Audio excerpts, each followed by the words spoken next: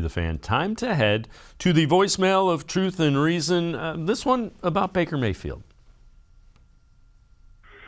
Hey, Dave, I'm one of the fans who's ready for the Baker Mayfield conversations to end because we're ready to move on into the Deshaun Watson era. But he is still with the team, so we got to talk about what's going on with him. So this is a two-part Baker Mayfield question for you.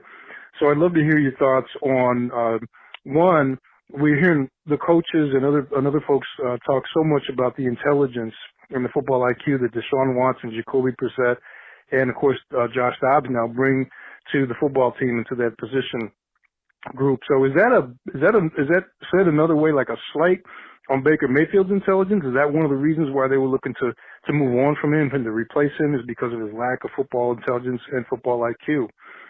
Secondly, we're hearing that the Pittsburgh Steelers are waiting to pounce on Baker Mayfield if the Cleveland Browns have to flat out release him. Do we really believe that Mike Tomlin wants to bring in Baker Mayfield, given all the baggage and all the drama, and recently throwing some unnamed teammates under the bus in that podcast, that he just did it only for the money? I don't think Mike Tomlin is waiting to snatch up Baker Mayfield. I just don't see him as Pittsburgh Steelers material. Love to hear y'all's thoughts on that. Appreciate it. Go Browns. All right, as always, appreciate all of the voicemails. Mac, and I talk to a lot of people who watch film and break it down. The one thing that I have heard pretty consistently is Baker doesn't process what he sees very quickly, and that sometimes he doesn't believe what he sees. So there's like it's almost like a lack of confidence in what he's seeing. I don't know if that equates to football IQ, but I think that's what the knock against Baker if he had it.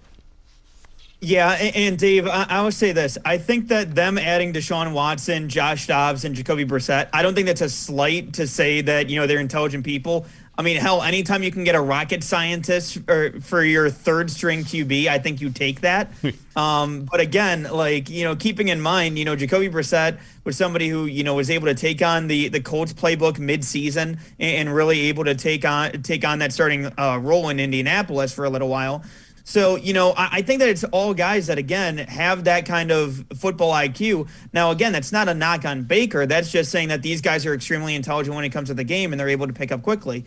But like you said, that's also a good point as well, because, again, there were times where, Baker had those open options, but just Baker didn't take those. And so, again, I think that's a different part of the game. But, when it comes to the football IQ aspect, I disagree with that.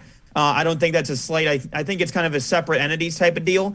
And then when it came to the Steelers part of the question there, Mike Tomlin has dealt with Antonio Brown. Mike Tomlin dealt with Juju Smith-Schuster and all of the other stuff, and Le'Veon Bell on top of all of that. So, I think that Baker Mayfield going onto a podcast or throwing temper tantrums, I think is probably the least of his worries when it comes to Baker and when it comes to some of those locker room issues that he's run into in the past. Now, with that being said, I think that compared to Mitch Trubisky that he has there, as well as, Mason Rudolph, I think that it's pretty easy to see that at least Baker has the highest upside of the three of those guys. So, I would say this. I think that he would definitely take him in. And again, when it comes to Mike Tomlin, Mike Tomlin has yet to have a losing season in his entire time with Pittsburgh, and I think he'd like to keep it that way. So if he can have the highest upside type of guy, I think that he'll definitely take all of those upgrades. Well, the other thing is the reason that connect the dots with the Steelers.